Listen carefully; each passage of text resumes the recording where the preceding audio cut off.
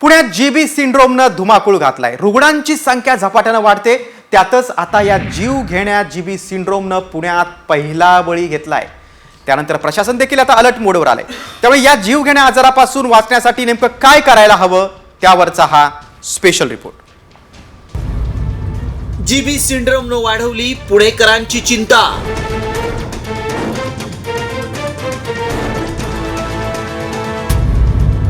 GB सिंड्रोमनं घेतला पहिला बळी।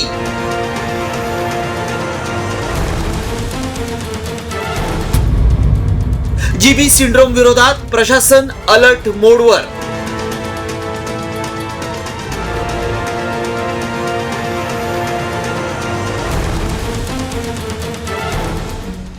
गुइलेन बॅरे सिंड्रोमनं पुणेकरांची चिंता वाढवली असतानाच जीबी सिंड्रोमनं पुण्यात पहिला बळी घेतलाय।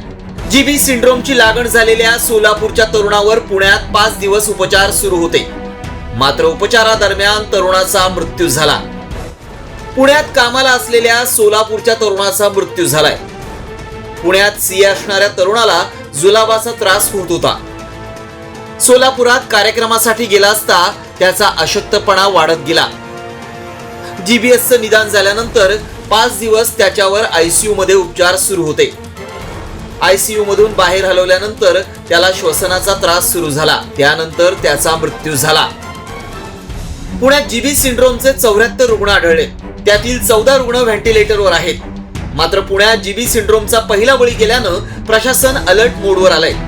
उपमुख्यमंत्री अजित पवारांनी जीबी सिंड्रोमच्या रुग्णांवर मोफत उपचार करण्याचं जाहीर केलंय।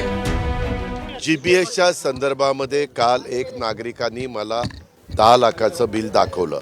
मी ते आयुक्तांना पाठवलं। पिंपरी चिंचवडच्या परिसरामध्ये जे ह्या आजारांनी पेशंट लोक असतील तर त्यांना YCMला मोफत उपचार त्या ठिकाणी द्यायचे आणि आपल्या पुणे महानगरपालिकेच्या हद्दीत असतील तर त्यांना आपण कमला नेहरू हॉस्पिटल जे आहे आपलं तिथं त्या ठिकाणी उपचार द्यायचे, अशा प्रकारचा निर्णय झाला।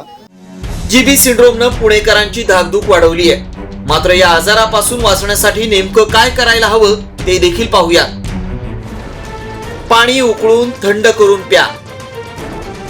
शौचाला गेल्यानंतर आणि जेवणाआधी साबणानं हात स्वच्छ धुवा। भाज्या आणि फळं चांगली धुवून मगच खा। मांसाहारी पदार्थ योग्य प्रकारे शिजवा। कच्चं किंवा कमी शिजलेलं अन्न, विशेषतः अंडी आणि मासे खाणं टाळा। गुइलेन बॅरे सिंड्रोम हा आजार अशुद्ध अन्न पदार्थ, प्रदूषित पाणी यापासून होतो। या आजारामुळे शरीरातील नसांवर परिणाम होतो। त्यामुळे तुमच्या हातापायाला वारंवार मुंग्या येत असतील किंवा तुमचे स्नायू कमकुवत वाटत असतील तर तातडीनं डॉक्टरांचा सल्ला घ्या। अक्षय बडवेचा ब्युरो रिपोर्ट, साम टीव्ही न्यूज।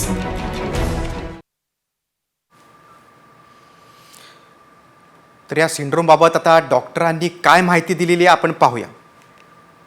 त्याला सस्पेक्टेड गियाबारी सिंड्रोम असं होतं आणि त्यांनी जरा काय 5 दिवस ट्रीटमेंट दिली आणि इन्स्पाइट ऑफ ट्रीटमेंट आणि व्हेंटिलेटर सपोर्ट तो आज मृत पावलेला आहे। ती बॉडी 12 वाजता आली आणि एक बघितलं असेल पुण्यामध्ये मोठा आउटब्रेक चाललेला आहे गियाबारी सिंड्रोमचा आणि सगळे हॅवॉक झालेले आहे किंवा त्याचे क्लिनिकल रिपोर्ट होते हॉस्पिटलचे ते, आणि त्यांनी त्या आफ्टर PM त्याचा तर समन्वय साधला आणि त्यांनी सांगितलं की प्रायमा फेसी त्यांना ते गियाबारी सिंड्रोममुळे डेथ झालेली वाटते। जीबी सिंड्रोम बाबत आपण स्पेशल रिपोर्ट आणि काही घडामोडी पाहिला। आता वळूया आपण बीड सरपंच हत्या प्रकरणाकडे। सरपंच हत्या प्रकरणी संशयित आरोपी वाल्मिक कराडच्या अडचणी आता वाढत असतानाच मंत्री धनंजय मुंडेंनी देखील वाल्मिकला धक्का दिलाय। धनंजय मुंडेंनी वाल्मिकची तिजोरी आपला भाऊ अजय मुंडेंच्या हाती दिली आहे।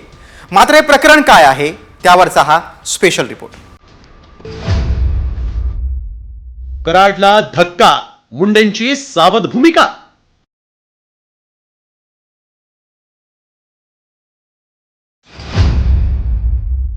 वाल्मिकच्या खुर्चीवर मुंडेंनी भावाला बसवलं।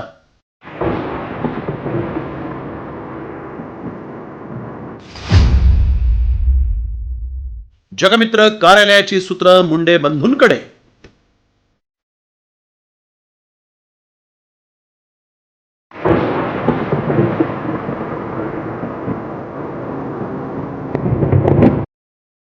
वाल्मिक कराड हा सरपंच हत्येशी संबंधित खंडणीच्या आरोपात जेलमध्ये आहे.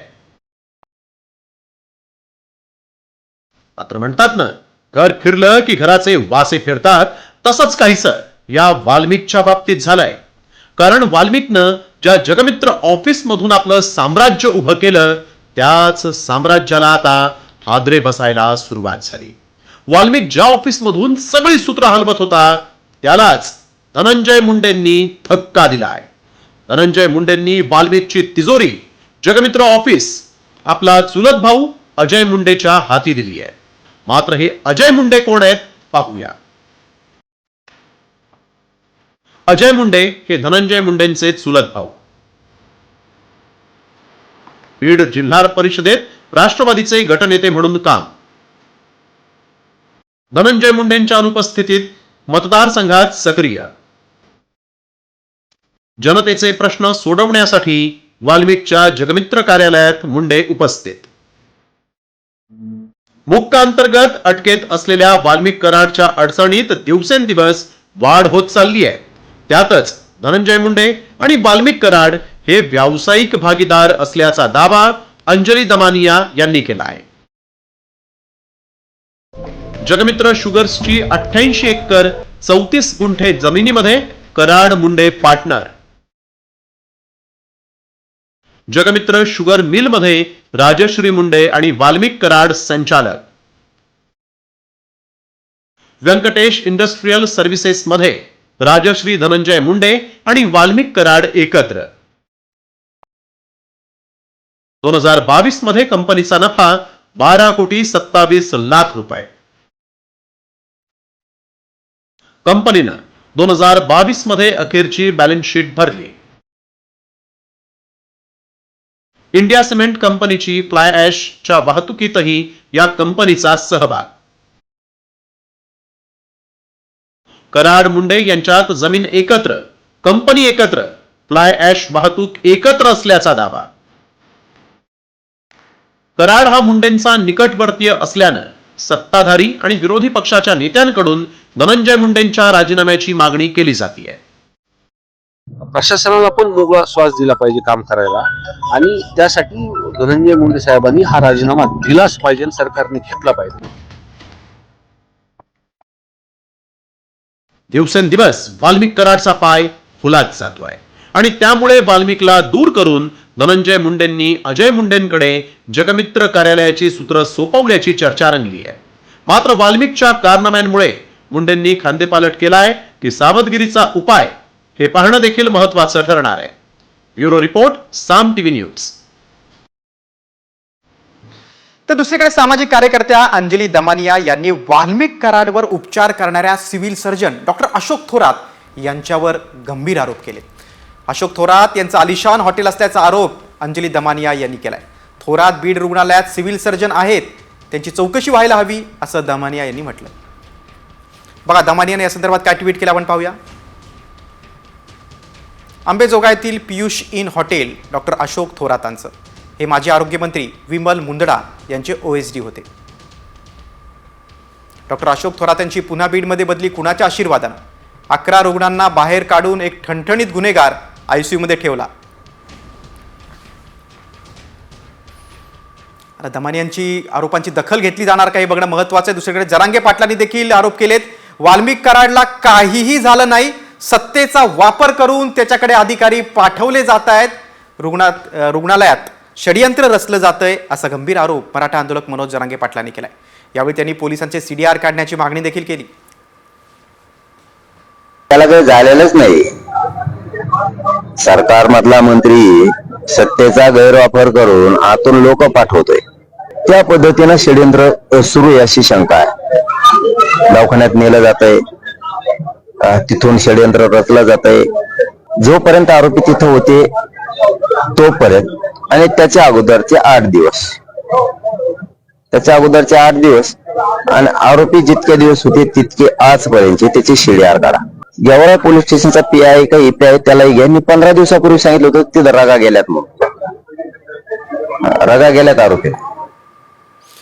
आता आमदार संदीप क्षीरसागर यांच्या आरोपांकडे वळूया. वाल्मिक कराडला धनंजय मुंडेमुळेच VIP ट्रीटमेंट मिळते, त्यामुळे मुंडेंचं मंत्रिपद काढून घ्या अशी मागणी क्षीरसागर यांनी केलेली आहे. कराडला कोण पाठीशी घालत होतं याचा शोध घ्या अशी मागणी देखील संदीप क्षीरसागर यांनी केली. मी आधीपासून म्हणतो की सरेंडर होण्यापासून जी काही VIP ट्रीटमेंट झाली ती मंत्रिपदा असल्यामुळेच त्यांना ते संरक्षण तिथं दिलं जातं. त्यामुळे त्यांनी राजीनामा हा दिलाच पाहिजे. ह्या सगळ्या गोष्टी होती. अहो हे तुम्हाला सांगतो मी की 28 तारखेला बीडला मोर्चा निघाला आणि माझ्या माहितीनुसार ते पुण्यामध्ये एका मोठ्या हॉस्पिटलमध्ये 2-3 दिवस तिथे ऍडमिट होते. जेव्हा लोक रस्त्यावर उतरल्यानंतर तिथून ते फरार झाले. त्यांना कुणी ऍडमिट केलं, त्या काळामध्ये कोण त्यांना भेटायला गेलं ह्याचाही तपास झाला पाहिजे. आणि सगळ्या प्रकरणावर आता चंद्रकांत पाटील यांचं एक मोठं विधान आहे. धनंजय मुंडेंबाबतच्या आरोपात जर तथ्य असेल तर मुख्यमंत्री देवेंद्र फडणवीस त्यांचा राजीनामा घेतील असं भाजपचे मंत्री चंद्रकांत पाटील यांनी म्हटलेलं आहे. सगळ्या गोष्टी टप्प्याटप्प्यानं होत आहेत, त्यामुळे चंद्रकांत पाटलांच्या वक्तव्यामुळे आता वाल्मिक कराड आणि धनंजय मुंडेंचं टेन्शन वाढलंय. प्रत्येक गोष्ट वेगळी आहे आणि राज्याचे प्रमुख माननीय देवेंद्रजी समर्थ आहेत. त्यांना जर असं वाटलं की बा ह्याच्यामध्ये काही तथ्य आहे तर ते ताबडतोब धनंजय मुंडेंना राजीनामा द्यायला सांगतील. परंतु अजूनही पोलीस यंत्रणा आता बघा टप्प्याटप्प्याने सगळं झालं की नाही. म्हणजे अगदी SIT नेमण्यापासून निवृत्त न्यायाधीशांची समिती नेमण्यापासून या सगळ्यांना मोका लावण्यापासून वाल्मिक ज्याला मोका लावण्यापासून त्यांच्या प्रॉपर्टी जप्त करण्यापासून एक एक टप्पा चालला आहे ना पुढे. मंत्री चंद्रकांत पाटलांचे सूचक संकेत आहेत. वेळ आता पुढच्या रिपोर्टकडे. वाल्मिक कराडनं पुण्यात सरेंडर केलं, मात्र सरेंडर होण्याआधी कराड होता कुठे? त्यानं बीडमधून पुण्यापर्यंत कसा प्रवास केला? कराड पोलिसांना न सापडण्याचं कारण काय? यावरचा हा स्पेशल रिपोर्ट. सरेंडर आधी कराड कुठे होता?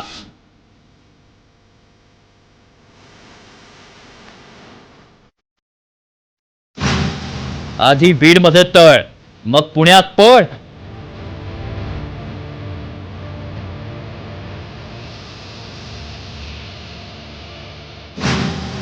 CCTV फुटेज मधून धक्कादायक माहिती उघड.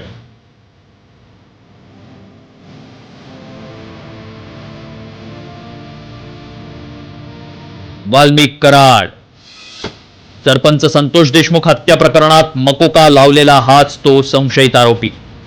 तब्बल 22 दिवस CID आणि पोलीस यंत्रणेला झुंजवत ठेवणारा आरोपी.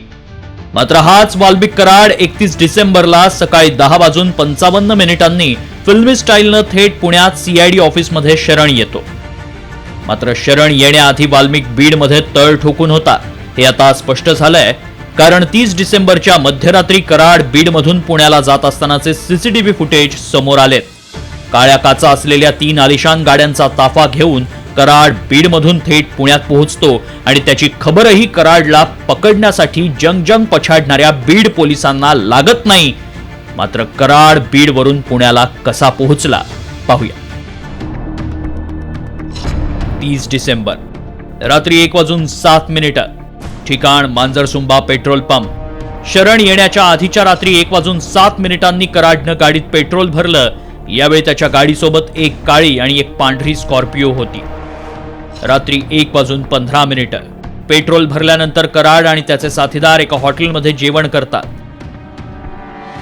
रात्री 1:36 जेवणानंतर कराडचा ताफा बीड धाराशिव मार्गावरच्या पारगाव टोलवरून जातो.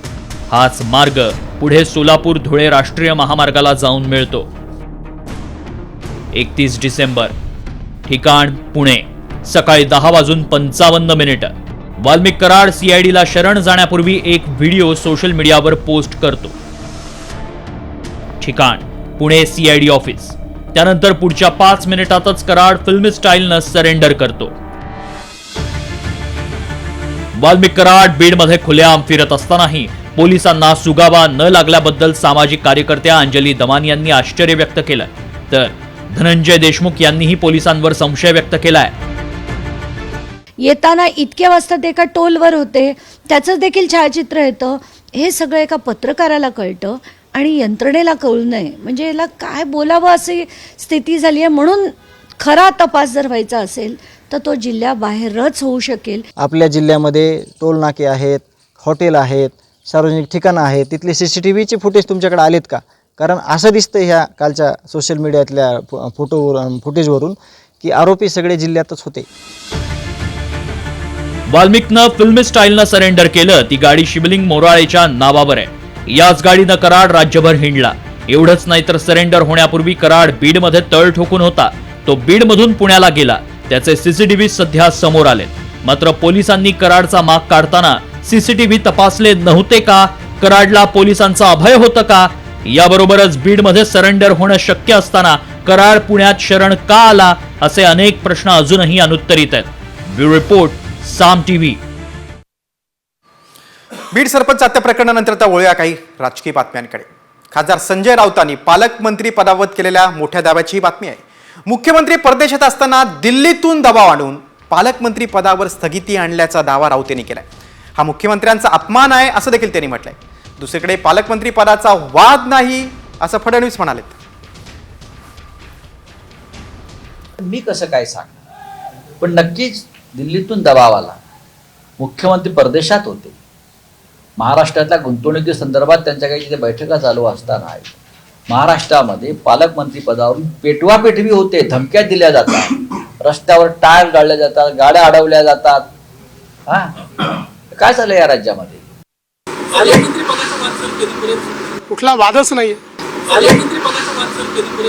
कुठला वादच नाहीये. कुठला वादच नाहीये. कुठला वादच नाही पालकमंत्री पदाबाबत असं मुख्यमंत्री एकीकडे म्हणतायत, तर दुसरीकडे मात्र पालकमंत्री पदावरून अजित पवारांच्या 2 मंत्र्यांनी अगदी जाहीर नाराजी व्यक्त केली. मी गरीब असल्यानं गरीब जिल्ह्याचं पालकमंत्री केलं अशी खतखत झिरवाळ यांनी बोलून दाखवली आहे. तर सध्या श्रद्धा आणि सबुरी ठेवण्याचा निर्णय घेतल्याचं मुश्रीफांनी म्हटलंय. पालकमंत्री या विभागाचं दिल्यामुळं आम्हाला आनंद झाला आहे. का आम्ही एवढे गरीब आहोत. हा अल्प किंवा जिथं MIDCच नाही असा राज्यातला एखादा जिल्हा सांगा तर त्याचं नाव होतं हिंगोली. आता थोड्याफार प्रमाणात MIDC यायला लागल्यात. आणि एवढं ऐकल्यानंतर मी सांगितलं का बाबा हे अल्प आहे, गरीब आहे, पाण्यापासनं वंचित आहेत, MIDC पासून वंचित आहेत. अशा ठिकाणी माझ्यासारख्या गरीबाची नियुक्ती केली म्हणजे नेमकं काय ते मी शासनाला विचारणार अशा पद्धतीने मी सांगितलं. मी मागं सांगितलेलं आहे याबद्दल. आता आपण जिथं योग्य ठिकाणी बोलायचं तिथं अजितदादा पवार आमचे नेते आहेत त्यांना बोललेलं आहे. श्रद्धा आणि सबुरी ठेवलेली आहे. वाशिम जिल्ह्याला झेंडा टू झेंडा असा पालकमंत्र्यांचा ठपका लागलेला आहे. हा तुम्ही पुसून करणार? हा पुसून निघेल. तर पालकमंत्र्यांच्या नाराजीवरून अजित पवारांनी आपल्या सहकाऱ्यांचे कान टोचले. काय म्हणाले अजित पवार पाहूयात. असं काही होणार नाही. मी त्यांना विचारीन. दर मंगळवारी आमची मीटिंग असते. अशा पद्धतीचं वक्तव्य केलेलं असेल तर ते योग्य नाही. मी त्यांच्याशी चर्चा करून काय गैरसमज झालेला असेल तर तो दूर करेल. पालकमंत्री पदाबाबत केलेल्या वक्तव्यावर अजित पवारांनी कान टोचल्यानंतर अखेर अन्न व औषध प्रशासन मंत्री नरहरी झिरवाळ यांनी युटर्न घेतलाय. आपण नाराज नसून मिळालेल्या जबाबदारीमुळे समाधानी आहोत. आपण मिश्किलपणे टिप्पणी केल्याचं स्पष्टीकरण झिरवाळ यांनी दिलंय. अतिशय मी समाधानी आहे का मला अशा ठिकाणी काम करायची संधी. का मोठ्या घरी काम करायला फार सोपं असतं. इथं जर मला अशा पद्धतीनं मी जे ऐकलं आहे मी पाहणार आहे सर्वे करून साहेबांबरोबर इथले सगळे आमदार महोदय किंवा सगळ्या प्रमुख असतील त्यांच्याबरोबर बसून काही बैठका घेऊन त्याच्यातून माहिती करून घेऊन मग पुढं सरकारबरोबर. पुढे आदिती तटकरेंच्या वक्तव्याकडे. कायदा व सुव्यवस्था चांगली राखण्याचं भान ठेवा असा खोचक टोला आदिती तटकरेंनी येता शिवसेनेचे मंत्री भरत गोगावलेंना लगावलाय. पालकमंत्री पदावर आमचा दावा आहे आणि कुणी आम्हाला पाय लावत असेल तर आम्ही त्याचा जय महाराष्ट्र करू असा इशारा मंत्री भरत गोगावलेंनी तटकरेंना दिलाय. पालकमंत्री पदावरून रायगडच्या पालकमंत्री पदावरून तटकरे आणि गोगावले यांच्यात आता चांगलंच वाकयुद्ध रंगलेलं आहे. राज्याचे मुख्यमंत्री देवेंद्रजी फडणवीस साहेब, आदरणीय एकनाथजी शिंदे साहेब आणि आमचं नेतृत्व अजितदादा हे त्या संदर्भातला योग्य तो निर्णय घेतील आणि ज्याला त्याला ती जबाबदारी त्या निमित्ताने मिळेल. आमच्या सगळ्यांची मिळून एकमेव जबाबदारी आहे की राज्यामध्ये जिल्ह्यामध्ये कायदा व सुव्यवस्था ही त्या ठिकाणी राहिली पाहिजे आणि पदाची इच्छा ही व्यक्त करणं याच्यामध्ये काही चूक किंवा वावगं नाही. पण ती कशा पद्धतीनं आपण करत असतो याला अधिकाधिक महत्त्व आहे. आणि पालकमंत्री पण आमचा गाव आहे, आम्ही असं काही मागत नाही. तुम्ही जर व्यवस्थित राहिला असता तर आम्ही त्याचा विचार केला तर हेच आम्हाला समजवलं असतं. परंतु तुम्ही जे काय तुमच्या आता असले दाखवले, आता शेवटी सांगितलं आता आमची असले काय ती बघा, कारण आमची पद्धत आहे. पाय लागला आम्ही पाया पडतो, जाणून बुजून कोणाला पाय लावतो. पण आम्हाला जर कोणी पाय लावायचा जाणून बुजून प्रयत्न केला तर बाकी जर जय महाराष्ट्र केल्याशिवाय ढाक नाही, हा आमचा तो शब्द आहे.